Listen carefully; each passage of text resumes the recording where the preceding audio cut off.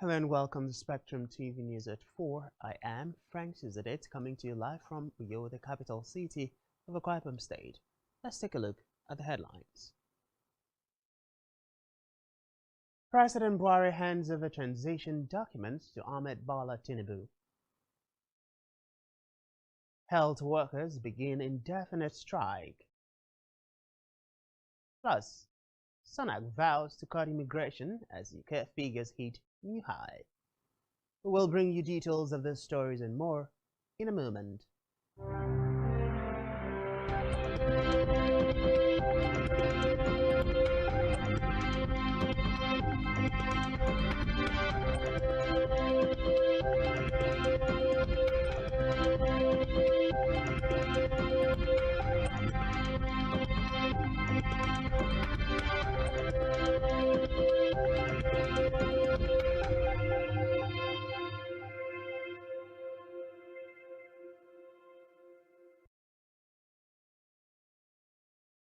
Many thanks for joining us. We begin the news this afternoon with Nigeria's leader, President Muhammadu Buhari, who has today handed the transition documents to the President-elect Ahmed Bola Tinubu in Abuja.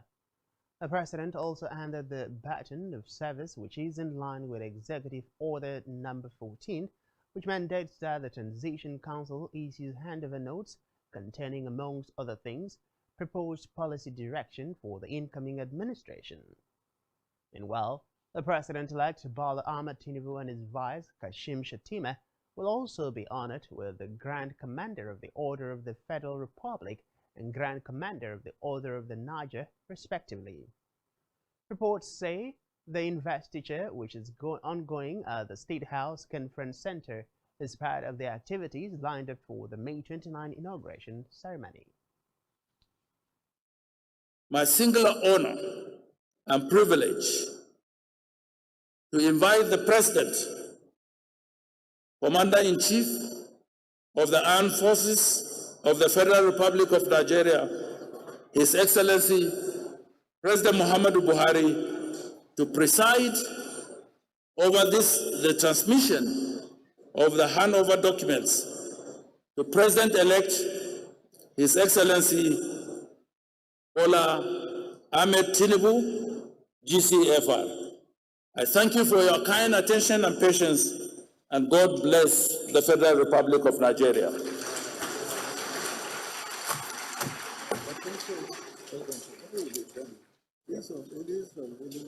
Yeah. Yes, it's all good with on there. Oh, everything together. Yes. Oh, okay. So the next thing we are doing is to invite the President.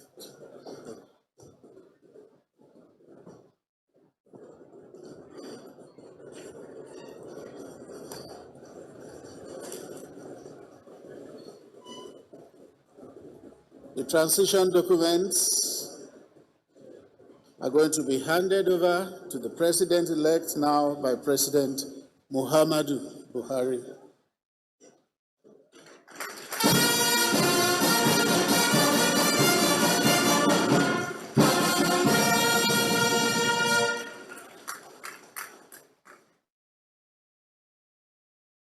Then you have the baton of service, which President Buhari will also hand over to the President-elect, Bola Ahmed Tinubu, GCFR.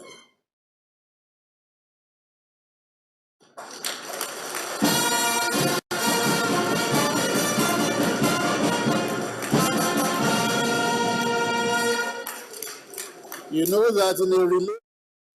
Meanwhile, President Muhammadu Buhari has tasked all ministers in his cabinet to continue until May 29th, when President-elect Bola Ahmed Tinubu will be inaugurated as his successor. This is confirmed by the Ministry of Information and Culture, Lai Mohammed. Mohammed also noted that the Federal Executive Council FEC has not been dissolved. Meanwhile, the presidency yesterday explained that the President Muhammadu Buhari had approved last-minute funds few days to his transfer of power to the administration of Bola Tinubu, as he said the government needs funds to clear debts. The special advisor to the President on Media and Publicity, Femi Adesina, stated this during a televised interview while assessing the performance of Buhari's 8-year tenure in office. Away from that, the federal government has unveiled a web portal to engage older citizens across the country.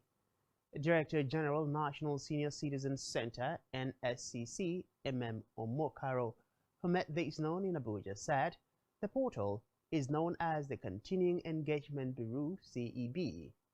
Omokaro noted that the platform was created to collect data on retired civil servants and professionals to link them with agencies of government or organizations that may need their wealth of experience. She added that the program would not only strengthen senior citizens' access to the labor market, but would also provide a platform for interactions and lifelong learning opportunities, especially in ICT, while supplementing income and reducing poverty, redundancy, and loneliness.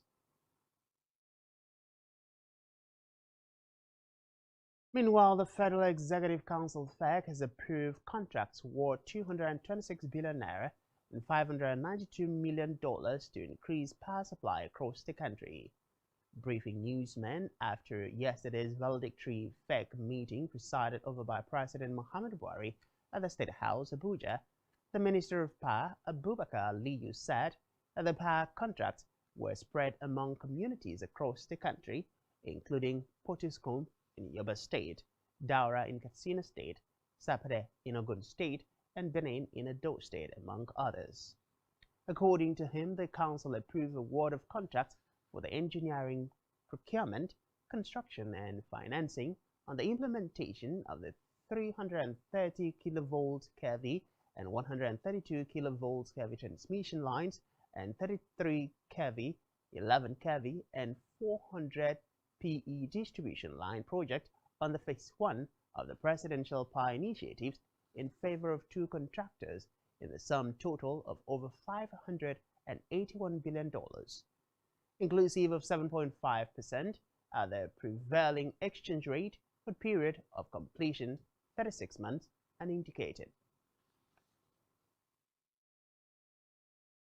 In the meantime, the federal government has ordered the immediate stoppage of further deductions from the Federation account over the Paris Club funds and immediately directed a refund to the states on the deductions made so far. In a communique at the end of the governors' meeting, outgoing chairman of the NGF, Aminu Waziri Tambuwal, said the governors were briefed by the chairman of the forum that the Minister of Finance has granted the request of the forum to immediately stop further deductions from the state's accounts to meet local government council's London Paris Club obligations and the money so far deducted paid back to the states. Recall that in 2005, the Paris Club in Nigeria justified the federal government's economic reforms as far-reaching and therefore counseled 60% of the country's $30 billion debt. Meanwhile, Office of the Auditor General of the Federation and Chartered Institute of Forensics and Certified Fraud Investigators of Nigeria, CIF-CIFIN, have signed an agreement to reduce corrupt practices, fraud, and financial malfeasance in the public sector. During the signing ceremony, which took place at Audit House, Abuja, the Acting Auditor General for the Federation, Andrew Owodili, said that the partnership is a great opportunity to further define new frontiers of what the two institutions hold dear and will be beneficial to the citizens of the country. Owodili noted that his office, in partnership with CIF-CFIN, would be better equipped to fight corruption in ministries, departments, and agencies and DAs, as both are bringing different skill sets to the table on ways and means of tackling the menace. Meanwhile, the CIF-CFIN president, Ilyasu Gashimbaki, said the partnership is to build capacity in the area of forensics and fraud investigation, particularly for the directorate cadre across the 3 tiers of government.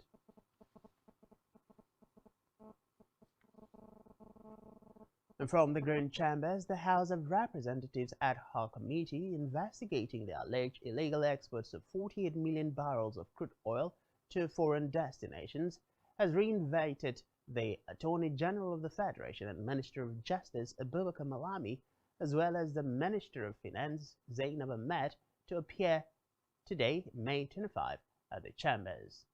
The chairman of the House Ad Hoc Committee, Mark Bilia, reissued the summons during the ongoing three-day investigative hearing on the $2.4 billion alleged to have been siphoned by oil companies and some government agencies on the deal. At the resumed hearing, the committee said the two ministers are to shed light on the whistleblower policy of the federal government and provide the committee with all requested documents on the issue on the probe by the House.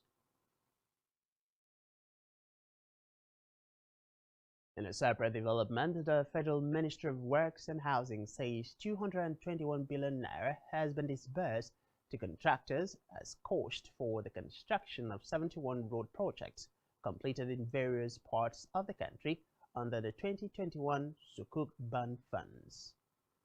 The rebuttal was issued in a statement over non-payment of approved funds allocated to contractors by Ministry of Works, staff, and signed by the Director overseeing the Office of Permanent Secretary, Folarunsho Esang.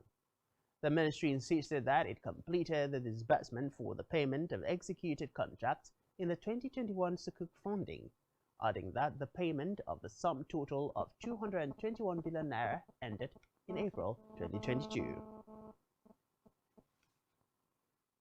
And back here, in furtherance of Governor Udom Emmanuel administration's completion agenda, the phenomenal Dakota Skills Acquisition Center, DASAC Ikorodaidem, has been inaugurated. Inaugurating the 9th faculty DASAC at Ikorodaidem in Ibionibom local government area of the state, Governor Emmanuel expressed fulfillment that the project was a reflection of his yearning to use his tenure to create desired change rather than manage situations created by others. A correspondent completes the report. State Governor Udom Emmanuel has urged the youth, especially those from Ibionibom local government area, to ensure the adequate maximization of the remodeled and rebranded Dakota Skills Acquisition Center, DASAC, for their benefit. Speaking during the official inauguration of the center at Ikorodaidem, Ibionibom local government area, Governor Emmanuel said the project was in furtherance of his completion agenda and his resolve to better the fortunes of the people. He therefore urged the youths to rise to the occasion and adequately utilize the project while also ensuring that it is protected and secured. While thanking the consultants of the project for effectively interpreting his vision, the governor equally commended the University of Lagos for agreeing to collaborate and partner with the center to achieve its goal, stressing that the Dakota Skills Acquisition Center will be that of excellence. To me, this is that day that the Lord has made. Let me thank the Ibiono people, and most especially the consultant on this project. But most especially, I want to thank University of Lagos, because when we approached them for this collaboration and partnership, they did not turn us down. Center of Excellence. Center of Excellence. So today, I want to actually now throw a challenge to University of Lagos that you have infrastructure.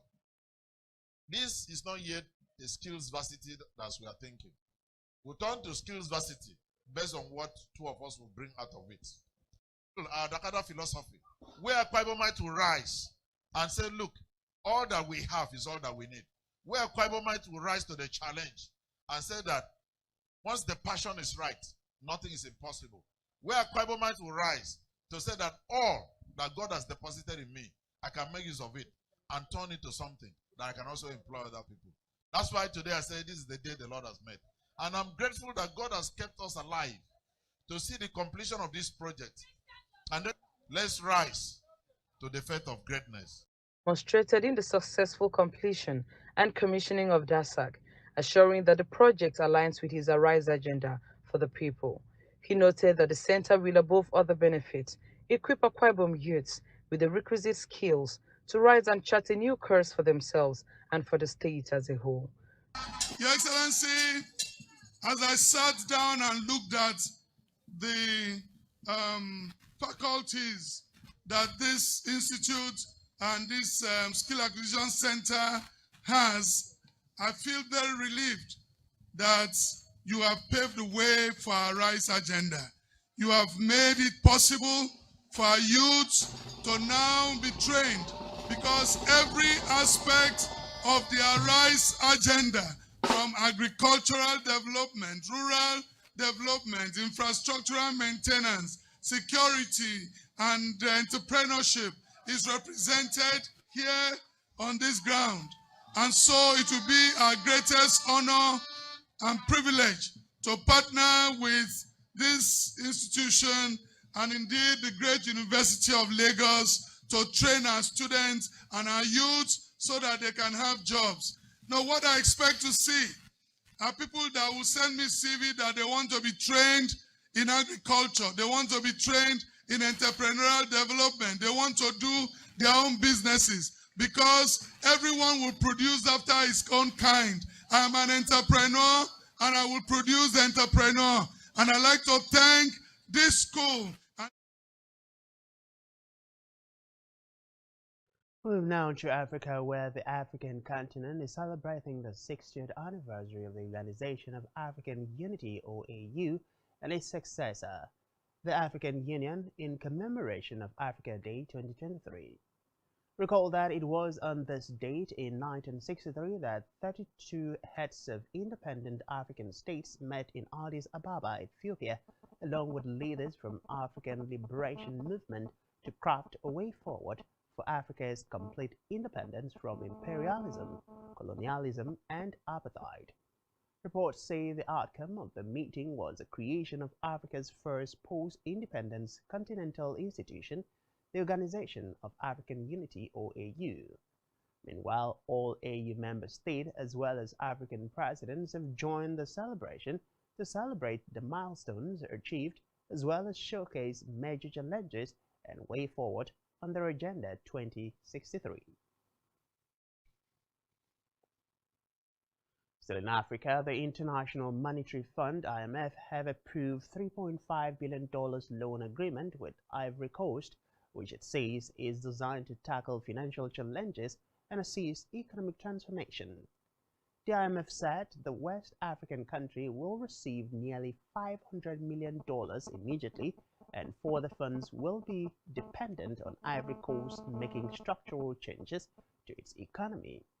The body noted that the loan will help the country tackle the triple shocks of the COVID pandemic, global monetary tightening, and Russia's invasion of Ukraine. The foreign scene, net migration in the UK has hit a record of 606,000 today, heaping pressure on the government, which has pledged to codependency on foreign labor.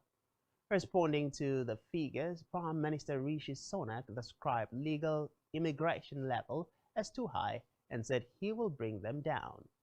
He added that measures announced earlier this week to tighten the number of international students allowed to bring their families with them would have a significant impact in the country. The United Kingdom's new visa policy preventing Nigerian students and others studying in the UK from bringing family as dependents except under specific circumstances. While speaking at Parliament, Monaghan stated that students made valuable contributions to the UK's economy. According to her, international students enrich the UK's society in all sectors, including healthcare, adding that many students who come into the UK look beyond their studies and want their families to be part of their experience. And still to come in the news, FIFA orders Egyptian club to pay Junior Ajayi $70,000. To stay with us.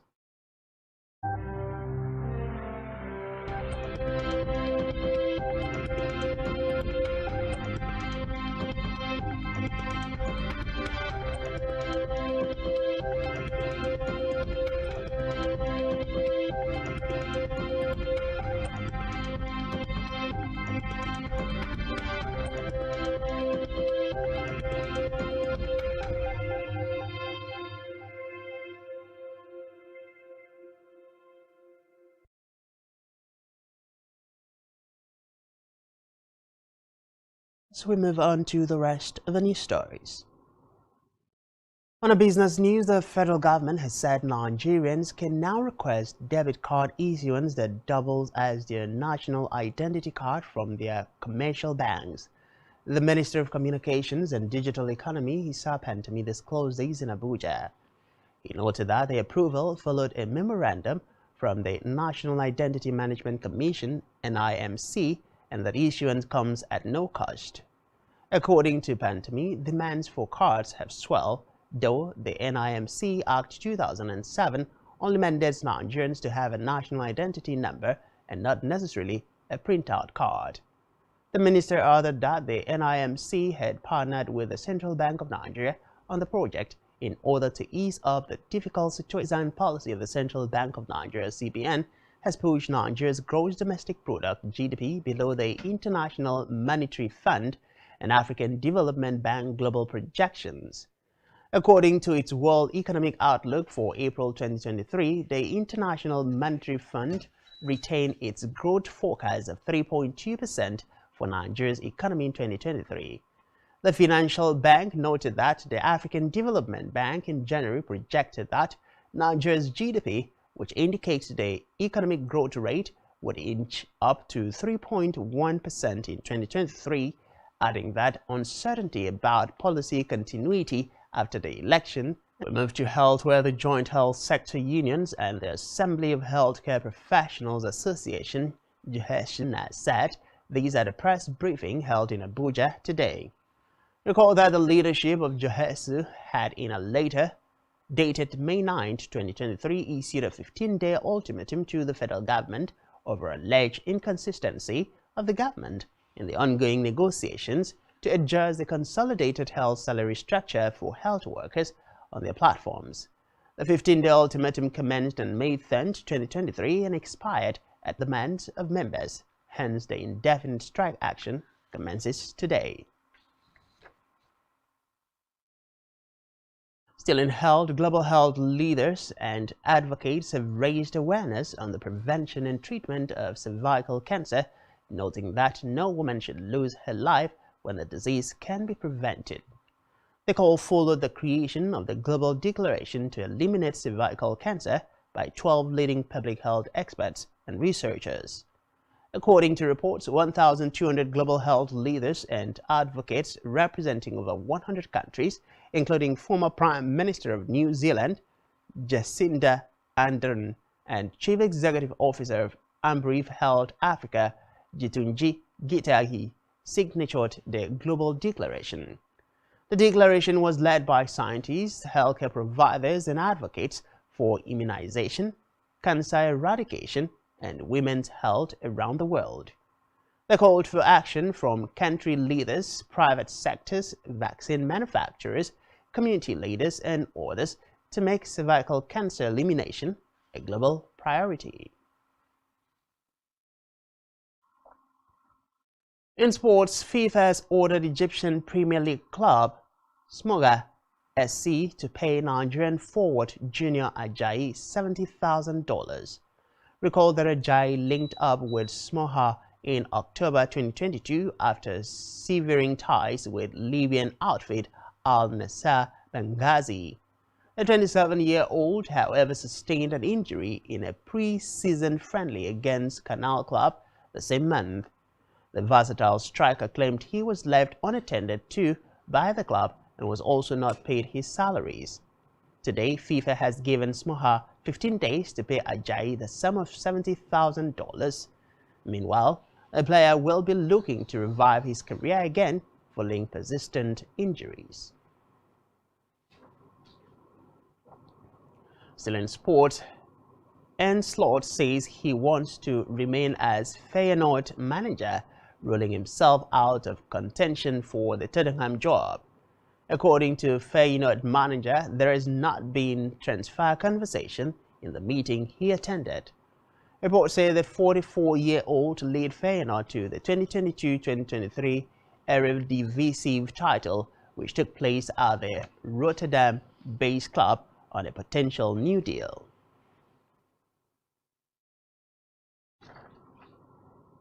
We move to entertainment, where Grammy-nominated Afrobeat musician Seun Kuti has jetted out of the country barely 48 hours after his release from prison.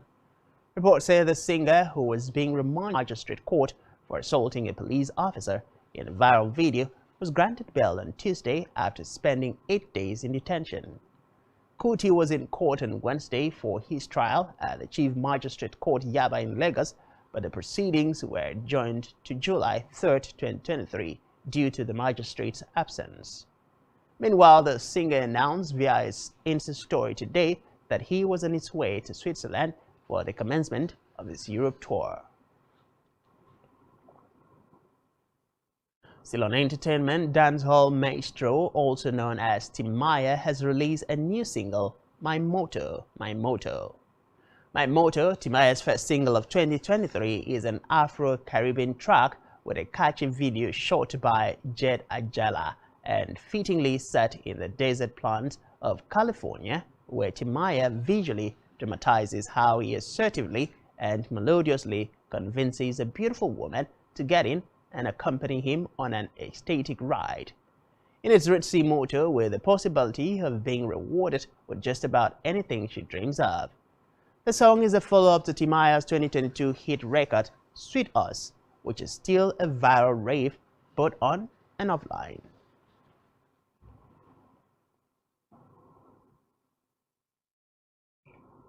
And that's all we have for you this time. Do ensure to follow us on social media and subscribe to our YouTube channel, all of which you can find on our website, spectrumtv.ng. You've been watching Spectrum TV News at 4. I am Francis Edit. Many thanks for being there, and enjoy the rest of your day.